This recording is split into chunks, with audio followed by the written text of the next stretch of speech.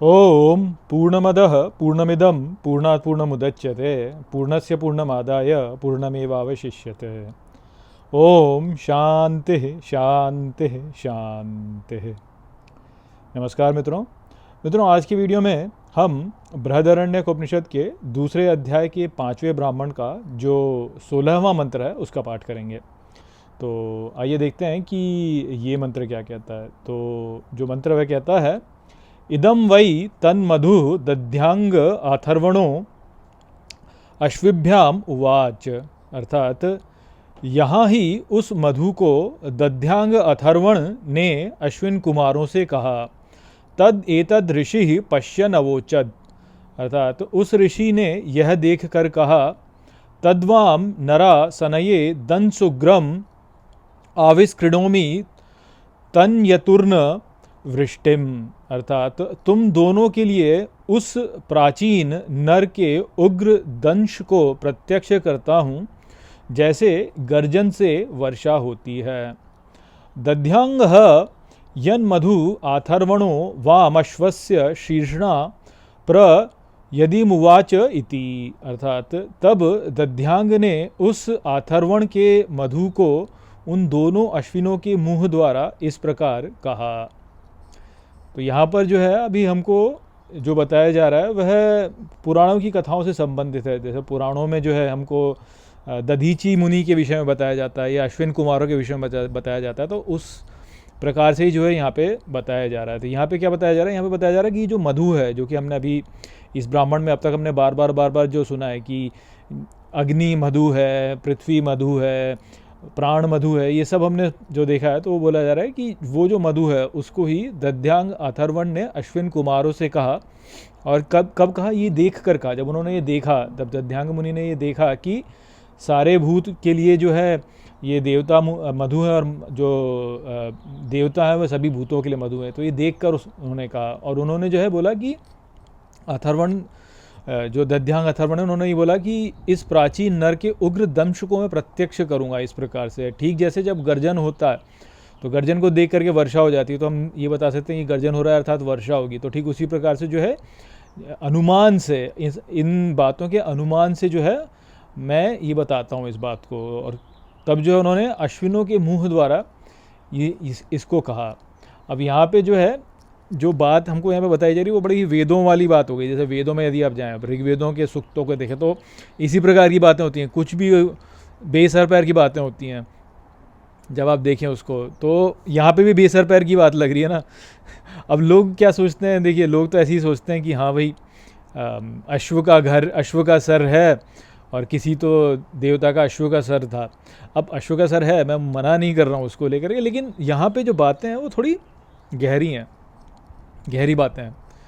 तो देखिए, जैसे जब आप कोई स्वप्न देखते हैं तो कई बार आपको स्वप्न में जो है ऐसी उटपटांग बातें दिखाई देती हैं कि किसी के सर के ऊपर जो है, आपको किसी व्यक्ति के सर के ऊपर आपको अश्व का सर दिख जाए, या कुत्ता जो है वह कुछ आपसे बोलने लगे, हिंदी में कुछ बोलने लगे कुत्ता आपसे, या कुछ भी उटपटांग सी चीज़ें होती रहती हैं स्वप्नों में। तो स्वप्नों में जो है ये जो उटपटांग सी चीज़ें होती हैं उनका जो अर्थ होता है वो उनके बड़े गहरे गहरे अर्थ होते हैं, वो प्रतीकात्मक रूप से हमको दिखाई देते हैं। और इस प्रकार से ये देवी देवता जो होते हैं ये हमको वहाँ पे दिखाई दे रहे होते हैं स्वप्नों में आते हैं वो। तो अलग अलग प्रकार की जो जिनको स्पिरिट्स कहते हैं ना, अंग्रेजी में इनको स्पिरिट्स कहते हैं। आप बोलेंगे कि जो शक्तियाँ हैं वह अपने आप को प्रकट करती हैं, और वो स्वप्नों में कई बार हमको प्रकट होती हैं। और वहाँ पे इस प्रकार की बेसर पैर की बातें ही दिखती हैं, क्योंकि वहाँ पे लॉजिक काम नहीं करता है। वो लॉजिकल स्पेस नहीं है। जो स्वप्न होता है वो लीनियर नहीं होता, लॉजिकल नहीं होता। ऐसा नहीं होता कि क्रमानुबंध रूप में घटनाएं घटें, ना ऐसा होता है कि वह तार्किक रूप से घटें। तो ये जो वेदों में हमको जो ऋचाएँ दिखती हैं या वेदों में जो हमको बताया जाता है, ये इसी प्रकार से हैं। इनको देखा, जैसे कहते हैं ना कि मुनियों ने इनको देखा, ऋषियों ने उनको देखा। तो ऋषियों ने उनको देखा कैसे? तो इसी प्रकार से देखा वास्तव में, इन कथाओं को देखा या इन बातों को देखा। या तो विजन जैसे कहते हैं ना कि मेरे को I had a vision movie, कई बार आप लोगों में मूवीज़ में भी बोलते हैं। जैसे आपने यदि कुंग-फू पैंडा देखी हो तो कुंग-फू पैंडा में जो है वो बोलता है कि आई हैड अ विजन कि वो फलाना जो है वो जेल तोड़ के निकल चुका है। तो विजन्स जो होते हैं या ऐसे विजन्स आते हैं हमको, या कई बार मान लीजिए आप ध्यान में बैठे हैं और ध्यान में बैठे आपका ध्यान जो है वो ऐसा चला गया कि आपको कुछ दिखाई दिया, कुछ विजन दिखाई दिया, कुछ दिखा कि अच्छा ऐसे हो रहा है, वो जो सब कुछ है वो ही जो है यहाँ पे देखा जा रहा है। तो उसी प्रकार से ये जो बात है इसको उस रूप से समझिए। तो अब यहाँ पे क्या बताया जा रहा है, यहाँ पे बताया जा रहा है कि दध्यांग मुनि ने जो है अश्विन कुमारों से कहा कि मैं तुम्हें जो है ये प्राचीन दंश जो है इसको मैं तुम्हारे लिए प्रत्यक्ष करूँगा जैसे गर्जन से वर्षा होती है, और ये मधु है वास्तव में। तो अब क्या है ये, देखिए आपने कई बार सुना होगा, कई बार जो है ये ऐसे बताया जाता है कि हमारे शरीर में जो है मधु टपकता है, ऐसा बोला जाता है। और बोलते हैं कि हमारे सहस्रार चक्र से जो है मधु टपकता है, और वो मधु जो है वो टपकता है, और वो हम उससे संपर्क में नहीं आ पाते क्योंकि हम जो है यानी मधु भी नहीं कहेंगे, उसको कहते हैं अमृत टपकता है। कहते हैं कि हमारे शरीर में जो है हमारे सहस्रार चक्र से अमृत की वर्षा होती है, और वो अमृत की वर्षा जो है उसको हम यदि हम ध्यान दें तो हम उसको अनुभव कर सकते हैं। तो ये उसकी बात हो रही है यहाँ पे। बोला ना कि जैसे वर्षा होती है, जैसे वर्षा होती है कब, जब गर्जन होता है। तो अब गर्जन होता है जब बिजली कड़कती है, तो अब ये बिजली का कड़कना क्या है, देखिए बिजली जब आप, ये सब प्रतीक हैं, ये सब प्रतीक हैं, आप इसको प्रतीकों के रूप में समझिए। देखिए जैसे जब बिजली कड़कती है तो क्या होता है, ऊपर से एक वज्र नीचे की ओर जाता है, वज्र नीचे की ओर जाता है, और वज्र जो है वह नीचे की ओर जाता है। तो कैसे, ठीक जैसे हमारे मेरुदंड, हमारी रीढ़ की हड्डी में जब हम बहुत रोमांचित हो जाते हैं, जब हमारे रोमहर्षण होता है, तो हम ऐसा अनुभव कर सकते हैं कि हमारे मेरुदंड में, हमारी रीढ़ की हड्डी में जो है एक बिजली का, एक कहेंगे आप, विद्युत प्रवाह आ गया नीचे। तो वो विद्युत प्रवाह क्या है, वो बिजली का कड़कना ही है। जो बिजली का कड़कना बाहर हम देखते हैं वही वो है, और वो जो है वो जब होता है तो उसको क्या बोलते हैं, वही अमृत वर्षा है वास्तव में। वो अमृत बरस रहा है उस समय पे अमृत बरस रहा है वास्तव में। तो एक तो वो, अब ये जो वज्र है, वज्र जैसे हनुमान जी को कहते हैं कि उनका शरीर वज्र का बना है, या हम जो कहते हैं कि वज्र किसका अस्त्र है, तो वज्र जो है वो है इंद्र का अस्त्र है। और इंद्र को हमने अभी पहले ही बोला, इंद्र किससे है कि जो प्राण हमारे शरीर में विधृति के द्वार से प्रवेश किया है वो इंद्र है वास्तव में। ये जो है ये किस में बताया गया है, ये ऐतरेय उपनिषद में बताया गया है, इदम द्र, इंद्र। तो वह इंद्र है वास्तव में, इंद्रियों को नियंत्रित करने वाला भी है, परंतु वो है। तो इंद्र जो है वह भी प्राण ही है वास्तव में, परंतु वो केवल सीमित प्राण है, जो कि एक जीव के भीतर जो प्राण आया है वो है। हनुमान जी का जो शरीर है वो वज्र का बना हुआ है। तो ये जो वज्र है, वज्र को कैसे दिखाते हैं, वज्र को दिखाते हैं विद्युत के रूप में। जब इंद्र जो है वज्र से प्रहार करते हैं तो क्या दिखाते हैं कि विद्युत का एक प्रवाह गया, जैसे बिजली कड़कती है ना, तो बिजली कड़कने वाला प्रवाह गया। तो वो जो है वह ही वज्र है, और ये जो वज्र है इससे हनुमान जी का शरीर बना। और हनुमान जी क्या, मैं आपको बार बार बता चुका हूँ, हनुमान जी मध्यम प्राण है वास्तव में, मध्यम प्राण। वो चिरंजीवी मरते नहीं है, क्यों नहीं मरते, क्योंकि प्राण मर ही नहीं सकता, प्राण ही तो है जो जीवन देने वाला है, तो वो प्राण है। अब यदि आप प्रश्नोपनिषद वाला वीडियो देखा हो तो उसमें क्या बोला गया है कि प्राण जो होता है वो सोते समय खींच लिया जाता है। तो हमारा जो प्राण होता है वो मध्यम प्राण में ही जाके विलीन हो जाता है सोते समय, और पुनः वापस आता है। जैसे सूर्य बोलते हैं ना कि सूर्य जो होता है वह प्राणों का प्रवाह करता है, जिस प्रकार से पृथ्वी में, उसी प्रकार से सोते समय हमारे प्राण भी जो है चले जाते हैं, विलीन हो जाते हैं, और पुनः सुबह उठ के आते हैं। अब आप सोचिए कि शाम तक कार्य करते करते आप थक जाते हैं, और फिर आप सोते हैं, और सुबह आप देखिए कि आपके अंदर पूरी शक्ति आपके में वापस आ जाती है, आप पूरी तरह से स्फूर्तिमान हो जाते हैं। तो वो जो सोने का समय था, उस समय पे कुछ तो ऐसा आया आपके लिए जिससे कि जो है आप में स्फूर्ति आई, आप में शक्ति आई पुनः। और वो क्या है, वह वास्तव में अमृत ही है ना, क्योंकि यदि आपको सोने को ना दिया जाए, आप सोएंगे नहीं, तो आप कुछ ही समय में मर जाएंगे, क्योंकि वो जो प्राण का मुख्य प्राण में जाना और वहाँ से वापस आना है वो नहीं हो पाएगा। तो ये जो प्राण है वो जब जिसमें लीन होता है फिर पुनः वापस आता है, प्राणों में स्फूर्ति पुनः आती है, तो वो अमृत ही है ना वास्तव में, वो एक प्रकार का अमृत ही है। क्योंकि यदि वो नहीं होगा तो हम जीवित नहीं रह सकते। यदि प्राणों को निकाल लिया जाए, शरीर में से प्राणों को निकाल लिया जाए, तो शरीर मर जाएगा। तो प्राण ही है जो कि वास्तव में जो है शरीर को चलायमान करता है, तो वो अमृत है वास्तव में। तो वो जो प्राण है वो जब ऊपर से आता है, जब वो विदृति के द्वार से नीचे आता है तो अमृत के रूप में आता है वो।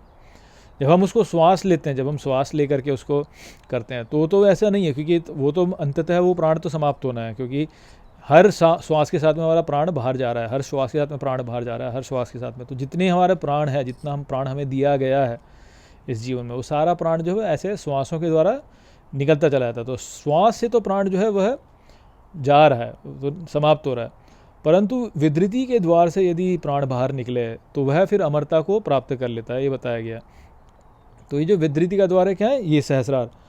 तो ये जो सहस्रार है, इस ही में से प्राण जो है वह अमरता को प्राप्त करता है जब वो यहाँ से निकले, और किसी शरीर के दूसरे भागों से निकलेगा यदि, तो यानी या तो यहाँ से निकले या तो आज्ञा से निकले, तो बोलते हैं कि वह अमरता को प्रदान करेगा। वैसे तो ये बोलते हैं कि हृदय क्षेत्र से, हृदय चक्र के ऊपर वाले किसी भी चक्र से यदि वो बाहर निकले तो अमरता प्राप्त करेगा। तो अलग अलग लोगों के अलग अलग दृष्टिकोण है, परंतु हमें तो ये बात समझनी है ना, प्रतीक है यहाँ पे, तो प्रतीकों के रूप में हमको ये समझना है। तो यहाँ पे जो ये अमृत बताया जा रहा है, ये अमृत वास्तव में क्या है, या जो मधु बताया जा रहा है ये क्या है, वो मधु, तो मधु वास्तव में प्राण है। वो मधु जो है वो प्राण है वास्तव में, या उसको आप प्रेम भी कह सकते हो कि वही प्रेम का स्वरूप भी वह ही है वास्तव में। प्राण का ही स्वरूप जो है प्रेम है, प्रेम से ही प्राण के और प्रबल होते हैं हमारे वास्तव में। तो यहाँ पे जब ये बोला जा रहा है कि दध्यांग अथर्वण ने अश्विन कुमारों से कहा, तो अब यहाँ पे पहली बात तो समझिए कि दध्यांग कौन है, अथर्वण क्या है, अश्विन कुमार क्या है। अब लोग क्या समझते हैं, दध्यांग जो है, दध्यांगी दधीची मुनि जो है वो दध्यांगी हैं। तो लोग ऐसे ही सोचते हैं कि भाई दधीची मुनि थे, कोई जैसे मेरी ये बॉडी है इस प्रकार से बॉडी में, इस वर्ल्ड में, ये जो वर्ल्ड है इसमें एक दधीची मुनि करके रहते थे, और उन्होंने जो है अपने उनकी कथाएँ तो हैं ही, क्या कथा है उनकी कि भाई उनका जो उनकी अस्थियां हैं। देखिए पूरी कहानी ऊपर से नीचे तक सुनानी पड़ेगी, चलिए इस पूरी कहानी जो है उसको उस पर चली जाते हैं। अब क्या करें, समझने के लिए तो जानना ही पड़ेगा इसको, पर समय बहुत हो गया है वास्तव में। चलिए अगला जो मंत्र है उसमें भी इस बात को ही आगे बताया जाएगा, तो मैं वहाँ पे बताऊँ। वहाँ पे त्वष्टा के बारे में बोला गया, तो उस बात को हम वहाँ पे समझेंगे। लेकिन यहाँ पे समझिए कि दध्यांग जो है, दध्यांग जो शब्द है वो, उसका अर्थ यदि आप देखें तो क्या होता है, कोई दधीची मुनि से मत समझिए उसको, दधीची मुनि नहीं। दध्यांग का अर्थ क्या होता है, शब्द का अर्थ क्या होता है, कि भगवान के नाम में ही जो है उनकी शक्ति होती है। तो दध्यांग का होता है अंग देने वाला, दध्य अंग, जिसने अंग दिया। अंग क्या होता है, अंग क्या है, तो अंग के दो अर्थ होते हैं वास्तव में। एक तो प्रियतम को अंग बोला जाता है, जैसे गोपियाँ जो हैं वो भगवान कृष्ण को अंग बोलती हैं, तो अंग जो है एक तो प्रियतम, तो प्रेम जो है वो भी अंग है। और जो हमारा शरीर है, शरीर जो है, जो वो शरीर, उसको भी अंग बोलते हैं। अब ये अंग अलग अलग प्रकार से हो सकते हैं ना, जैसे हमारा भाव शरीर जो है, एक हमारा भाव शरीर होता है कि हमारी भावना क्या है, और एक हमारा होता है स्थूल शरीर जो ये शरीर है। तो ये वाला शरीर की बात नहीं है यहाँ पे, दध्यांग से यहाँ पे अर्थ है जो हमारा संपूर्ण शरीर, अर्थात भाव शरीर भी और ये वाला शरीर भी। तो जो हमारा सूक्ष्म शरीर है वह भी, और हमारा स्थूल शरीर है वह भी, और जो हमारा प्राणमय शरीर, सारे कोष मिला के जो है वो है दध्यांग। तो उस संपूर्ण कोष को देने वाला जो है वह दध्यांग है, दध्यांग। अथर्वण क्या है, अथर्वण जो है उसको हम लोग कई बार ऐसे सोचते हैं अथर्वण भी एक मुनि है, दध्यांग अथर्वण है नहीं, अथर्वण का पुत्र दध्यांग, जो कि ठीक भी है, ठीक है, वो बात ठीक है कि अथर्वण का पुत्र दध्यांग। लेकिन अथर्वण का अर्थ क्या होता है, अथर्वण का अर्थ होता है जो जिसकी गति बहुत तीव्र है। अथर्वण में क्या है, अथ और अर्व और न, तो अथ होता है बहुत तेज, और अर्व क्या होता है, जो घोड़ा भी कह सकते हैं आप उसको, या कोई भी जिसकी गति है, गतिमान। तो तेज गतिमान होता है अथर्व, तीव्र गतिमान जो होता है वो अथर्व होता है। तो अथर्वण जो है वो कौन है, वो जो कि तीव्र गति वाला है, या जो तीव्र गति को देता है। और अश्विन क्या है, अश्विन हम बोलते हैं कि दो अश्विन कुमार हैं, दो देवता हैं अश्विन कुमार, जो कि ठीक है, वो उस तरीके से समझना भी उसको ठीक है, परंतु गहरे में क्या है, अश्विन अर्थात जिनके पास में अश्व है, अश्वों को रखने वाले, अश्वों को धारण करने वाले। और अश्व को केवल घोड़ा मत समझिए, जैसे कि हमने पहले ब्राह्मण में ही समझा था कि अश्व जो है वो कौन है, अश्व वो है जो कि संपूर्ण विश्व में व्याप्त है, विस्तार करने वाला जो है वो अश्व है। तो तीनों बातें समझ में आई। दध्यांग अर्थात जो शरीर देगा, और अथर्वण जिसकी गति बहुत तीव्र है, और अश्विन कौन, जो कि संपूर्ण विश्व में व्याप्त है। तो क्या होता है इससे अर्थ कि दध्यांग अथर्वण ने अश्विन को मधु के विषय में बताया, अर्थात जो अंग देने वाला है, जिसकी गति अत्यंत तीव्र है, उसने जो फैलाव करने वाला है उसको मधु के विषय में बताया। फैलाव करने वाला अश्विन कुमार दो माने जाते हैं। दो क्यों हैं? क्योंकि पुरुष और नर और नारायण, जैसे नर और नारायण होते हैं, एक तो वो, और क्या है, इड़ा और पिंगला नाड़ियाँ दो, वो भी हो सकते हैं यहाँ पे। और अश्विन कुमार इस प्रकार से जो है दध्यांग के से आगे आने वाले हैं। तो जैसे अश्विन कुमारों को क्या बोला जाता है? अश्विन कुमारों को बोला जाता है कि वह जो है वह वैद्य हैं, वो देवताओं के वैद्य हैं, अर्थात वो प्राणों को लाने वाले हैं। क्या कहते हैं उनको? मरने वाले को पुनर्जन्म दे देते हैं, पुनर्जीवित कर देते हैं। जो बूढ़ा होता है उसको फिर से जो है वह यौवन प्रदान कर देते हैं। तो क्या है? जो कि प्राणों को लेकर के आते हैं। अर्थात दध्यांग जो है, दध्यांग अथर्वण, अर्थात जो अंग देने वाले तीव्र गति वाले जो हैं, उनसे मधु लेकर के, और मधु को मैंने क्या बताया? प्राण। मधु को मैंने बताया प्राण। प्राण संपूर्ण विश्व में व्याप्त है, संपूर्ण ब्रह्मांड में व्याप्त है वास्तव में। तो दध्यांग अथर्वण प्राण देने वाले हैं, उस प्राण को वहाँ से संपूर्ण विश्व में व्याप्त करने वाले जो हैं वह अश्विन है। ठीक है, तो उनको मधु के विषय में बताया। और तब जो है यहाँ पे उग्रदंश जो है उसको प्रत्यक्ष किया। तो अब उग्रदंश क्या है? तो यहाँ पे देखिए, जैसे जो सब प्रतीक है यहाँ पे, ये सब प्रतीक हैं। स्वप्न में किसी ऋषि ने इसको देखा है प्रतीकों के रूप में और उसको सामने संकलित कर दिया है। तो प्रतीक क्या है? दंश क्या है? दंश क्या होता है? जैसे कहते हैं ना, सांप डस लेगा, वो जो डसना है वह ही दंश होता है। तो दंश को दांत ही बोला जाता है, या सांप का जो डसना होता है। अब सांप जब डसता है तो वह क्या डालता है? विष को डालता है ना। और सर्प किसका स्वरूप है वास्तव में? प्राण का ही स्वरूप है वास्तव में। और सर्प रहते कहाँ हैं? रसातल में रहते हैं। रस क्या है? अयास आंगिरस बोला था, अयास आंगिरस आरंभ में बोला था। आंगिरस अंगों में रस भरने वाला, अर्थात अंगों में प्राण भरने वाला। तो वो रस क्या है? वह भी वास्तव में प्राण है। तो उस प्राण को जो है, प्राण एक दंश के रूप में। कैसे दंश के रूप में? क्योंकि जो हमारा मेरुदंड है, वो मेरुदंड के जो मध्य में जो नाड़ी है, वह कौन सी नाड़ी है? सुषुम्ना नाड़ी है। उसके दोनों ओर जो है कौन से? इड़ा और पिंगला नाड़ी हैं। तो इड़ा और पिंगला नाड़ियों के बीच में जो एक नाड़ी है, वह कौन सी है? वह जो है वह सुषुम्ना नाड़ी है। तो उस सुषुम्ना नाड़ी में ही दंश बोला गया यहाँ पे, क्योंकि वह एक लाइन है ऐसे। तो वो एक प्रकार का क्या है? वह एक शर है। देखिए, बहुत सारी कथाएं मैं अगले वीडियो में आपको समझाऊंगा, क्योंकि बहुत समय हो गया यहाँ पे, मैं समय अधिक ले नहीं सकता। तो कल के वीडियो में आपको समझाऊंगा इन बारों में। परंतु जो दंश है वह क्या है? वह सुषुम्ना नाड़ी है। तो जो सांप को आप लें, सांप को ऐसे पूरा खींच दें, यदि आप ये ऐसे अपनी रीढ़ की हड्डी के अलॉन्ग ऐसे खींच के देखें उसको, तो वो क्या होगा? उसका दंश कहाँ पे होगा? उसका दंश उसके मुंह पे होगा ना। तो यहाँ पे दंश होगा उसका, यहाँ पे उसका दंश होगा। तो ये सहस्रार है वास्तव में। यहीं से जो है प्रवेश करता है अमृत, और अमृत ही विष भी है और विष ही अमृत भी है। क्योंकि सर्प जो होता है वह जब दंश मारता है तो क्या मारता है? वह विष को दे देता है। और वो विष कैसे उत्पन्न हुआ था, ये भी उनकी भी कथा क्या बताते हैं कि जब सांप थे, जो नाग थे, उन्होंने जब दूर्वा जो कुश घास है उसको चाटना चाहा, तो चाटने से उनकी जीभ कट गई। तभी उनके जीभ के दो ऐसे जीभ उनकी फोर्क करती है ऐसे। तो ये सारे प्रतीक हैं यहाँ पे, ये सारे प्रतीक हैं जिनके विषय में बताया जा रहा है। तो ले देखिए अभी यहाँ पर, क्योंकि समय काफ़ी हो गया है, बहुत हो गया समय, इसलिए मैं आपको यहाँ पे केवल इसका जो सार है वो बता देता हूँ, और अगले वीडियो में आपको और बताऊँगा इस विषय में। सार यहाँ पे ये है कि दध्यांग मुनि है प्राण देने वाले, अश्विन है प्राण का विस्तार करने वाले, दंश जो है वह वो दंश है जिसके द्वारा प्राण जो है सहस्रार से नीचे हमारे शरीर में प्रवेश करता है। और ये जो मधु है, ये मधु क्या है? वो वह ही मधु जो कि सहस्रार से टपक रहा है बाहर, ये वही सहस्रार से टपक रहा है जो, वह ही यहाँ पे मधु है। तो वो यहाँ पे पूरी की पूरी बात है। और अश्व क्या है? अश्व विस्तार करने वाला। तो अश्व विस्तार करने वाला है। तो ये सारी बातें यहाँ पे मैं इस वीडियो को समाप्त करता हूँ। ये जो यहाँ पे विचार हैं इनको हम अगले मंत्र में और गहरे में समझेंगे। तो वहाँ पे जो है हम पुराणों की कथा के आधार पर इसको समझेंगे। तो चलिए अभी यहाँ पे इस वीडियो को यहीं पे समाप्त करते हैं। आशा करता हूँ कि यहाँ पे जो विचार हैं वो आपको समझ में आ गए होंगे। इसी के साथ इस वीडियो को हम यहीं पे समाप्त करते हैं। नमस्ते।